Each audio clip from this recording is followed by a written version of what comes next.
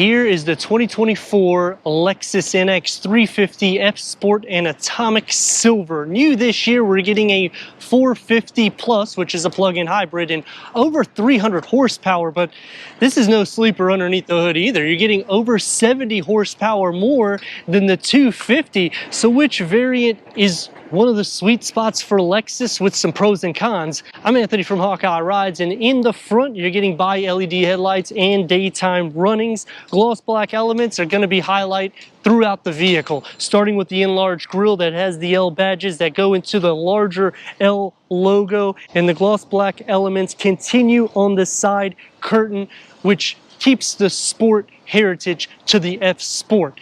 Now, with this package, it's not just going to be aesthetics. You're getting front and rear adaptive dampers, and it's tuned performance from the F Sport team. And underneath the hood is going to have the 2.4 liter turbocharged 4-cylinder with 275 horsepower and 317 pound-feet of torque paired to an 8-speed automatic transmission. Comparing that to the 250, you're talking 133 pound-feet of torque less. 0 to 60 in that is going to be over 8 seconds, whereas this is at 6.6 seconds. F Sport package also includes these upgraded 20-inch multi-spoke gloss black alloy wheels, and still achieving 21 mpgs for the city and 28 mpgs for the highway. And towing is still at 2,000 pounds, so you're getting more dynamics with the suspension, more horsepower and torque. It's going to be a little bit less than the 450 Plus plug-in hybrid, which you would expect that because any plug-in hybrid vehicle always increases performance. And when I'm talking about performance, that's over 300 horsepower. You think this is fast? Imagine the speed of that. Gloss black elements on the side view mirror caps and around the window trim and the roof rails. The only area that I feel they neglected is the side skirt. I wish it flared out a little bit more so because of the F Sport badging. And to answer the question, is this going to be a sweet spot? It is. This is actually the fastest variant in the NX line, 127 mile per hour top speed. So even though it's 0.6 seconds slower than the new 450 Plus, it's still going to do enough performance, and you have everything taken care of with suspension, LED tail lights, and the lower is going to keep that aggressive look with a diffuser, with more or less a diffuser look, except it's missing the exhaust outlets, which would make this the most dynamic vehicle in class. Because if you're comparing it against Acura, you're going to have the exhaust outlets in the back. Going against Infiniti, the same thing. The difference between the Infiniti and this is going to be quicker. That's going to be better weight distribution. That's a CVT transmission, leaving Acura the only vehicle that will be in its same class for the 0 to 60, but the styling elements are going to be just as athletic as a BMW and a Mercedes on the exterior because of the F Sport handling package. Power liftgate going into 22.7 cubic feet of storage. We get a storage nook on the side, bag holders, some more bag holders, 12 volts. You can also put that little cargo net like this there. The bottom, you're gonna get storage, and it folds out like this. You can also lift it up more so, and it's all compartment. So it makes it a lot easier to store things underneath the floor.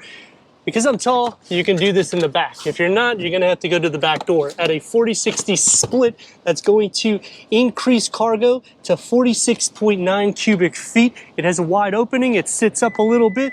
This is the F Sport handling. We need to go inside, start it up, so you can hear that exhaust note.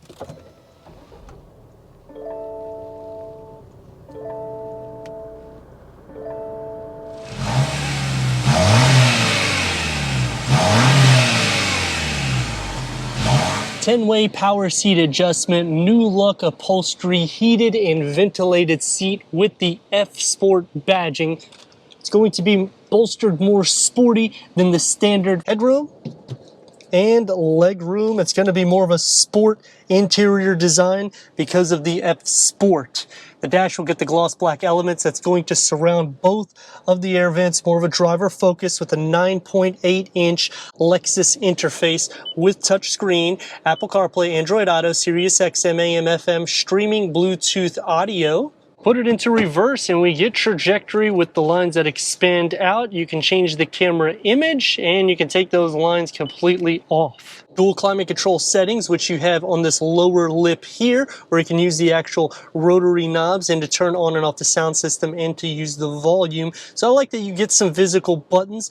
The air vent's going to be underneath it. More of a passenger focused setup here for the QI wireless charger. A little storage pocket here that's maybe 2 to 3 inches, so if you put a cell phone, it'll fly out. USB ports, slide that, and you got your 12 volt and another storage tray. It's going to be nice and soft, but no pass-through, which there's a lot of real estate here that's not being utilized. The key fob and the Lexus signature shifters with the gloss black elements that's going to highlight, and you get the driver mode select right here, which has eco, and it will change the gauge cluster for the Sport Plus, or the Sport S Plus I should say, and you can also hit custom, which when you do that, you go into the settings and you can make it as sport derived as you like. And a fun fact, you can even do it for your air conditioning. It's going to be soft to touch, opens up as a 2-tier, so it is deep, and it's easy accessibility for the passenger. Leather wrap steering wheel, it's F Sport. Multi-function with adaptive cruise control, lane keep assist, and the paddle shifts. These buttons are actual touch sensitive, which is for the heads-up display, which you can change for the adaptive cruise control.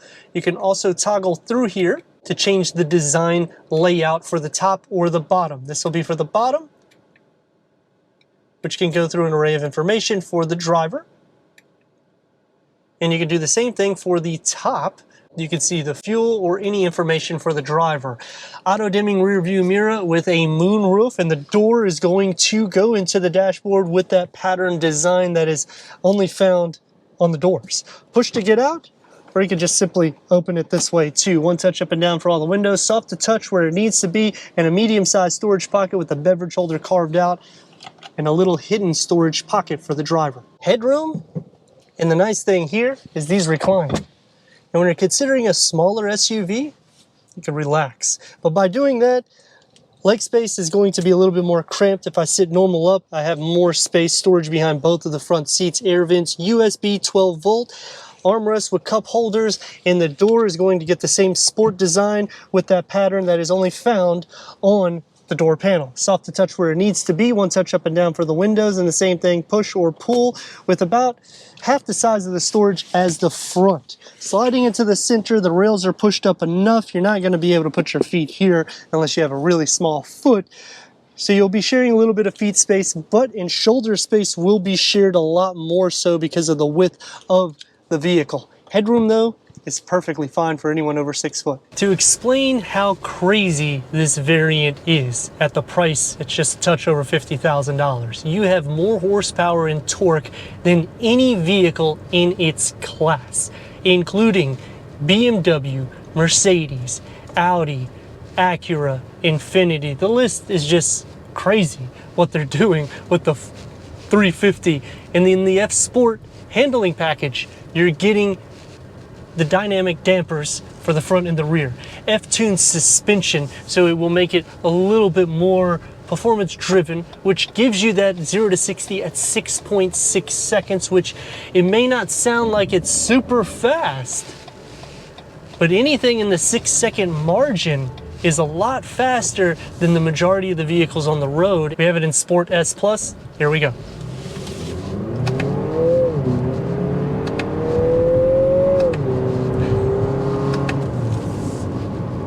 The exhaust filter's in. I'm not gonna go too crazy with the dynamics here, but to show you a little bit, you're gonna have some body roll.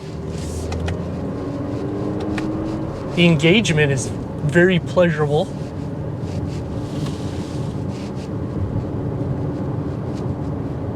You can feel the dynamics working when you're taking some corners, so I appreciate that because they are trying to make it more performance driven for the suspension. And even with the engine, I mean, this turbocharge is pumping out quite a bit of power. 317 pound-feet of torque. That's a lot. You're talking over 130 pound-feet of torque, more than the 250. It's gonna take me to some pros and cons. We're gonna start off with the pros. Not just the package that you're getting as a blend, but the actual price is great value. Yeah, I'm sure I'll hear in the comments, it used to be cheaper, but everything has went up. And when you're considering you're still getting updated technology, the luxury inside, it's still somewhat of a butter smooth drive. The sound deadening could be a little bit better for the price, but it's still right at or up to par for Lexus. You're getting a good blend. The back seat is roomy, plenty of cargo, and still you're getting 2,000 pounds of towing.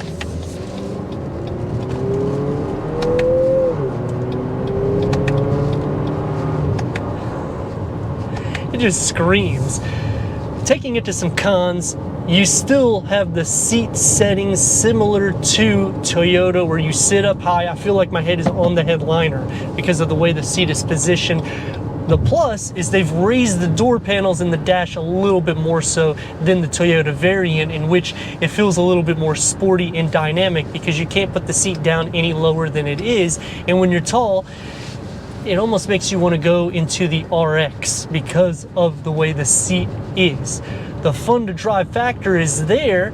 Quick number 0 to 60, good MPGs, and if you need more MPGs, then you just go up the trim level to the 450h. Another pro is how much performance you're getting over the 250. Yeah, you're gonna spend a little dough to get it, but you're also getting the tuned suspension. So overall, you get an appearance package, upgraded suspension, and a lot more performance. And this trim level is the fastest top speed for the NX.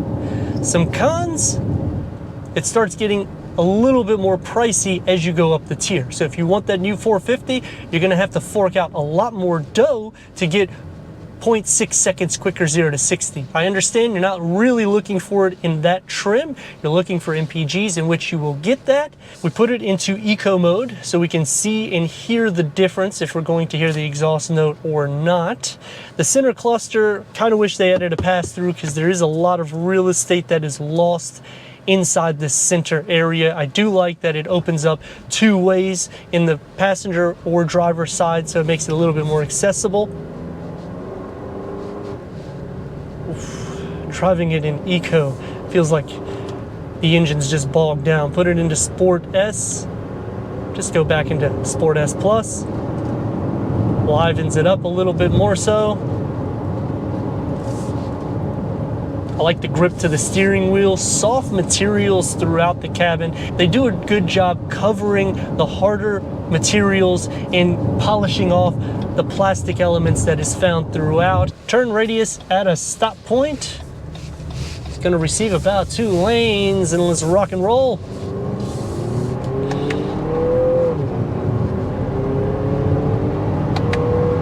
That's where she livens up and gets a lot more playful. Another con about the vehicle is the way they do the interface for the Lexus, where it's the gloss black elements and it's one panel with 2 screens adding the air vent. The air vent here is fine because it kind of sort of matches the driver's side. However, the air vents where they're on the lower side underneath the infotainment screen, normally you would hear me saying do this, but in this car, because it's smaller and you sit up higher than the RX, you don't feel those air vents as much as you would if they were higher positioned, in which this infotainment screen is still large, but it looks small because of all the gloss black elements around it.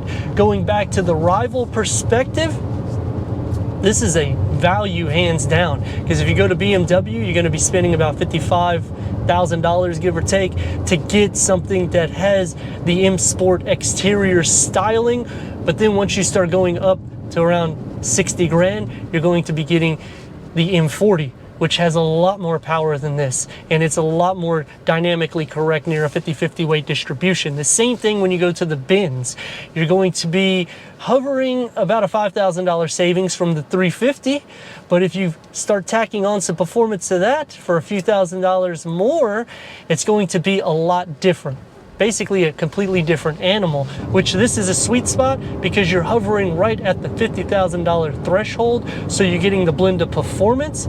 It's somewhat dynamically correct. You could take some corners, don't go crazy because it's a top heavy variant, but let me know your thoughts in the comments. And if you're new to the channel, consider subscribing. Check out the next video, merchandise, website, and Instagram. Leave a comment and a like, and I'd like to thank Lexus Wesley Chapel for giving us this 2024 Lexus NX 350 F Sport for our car review.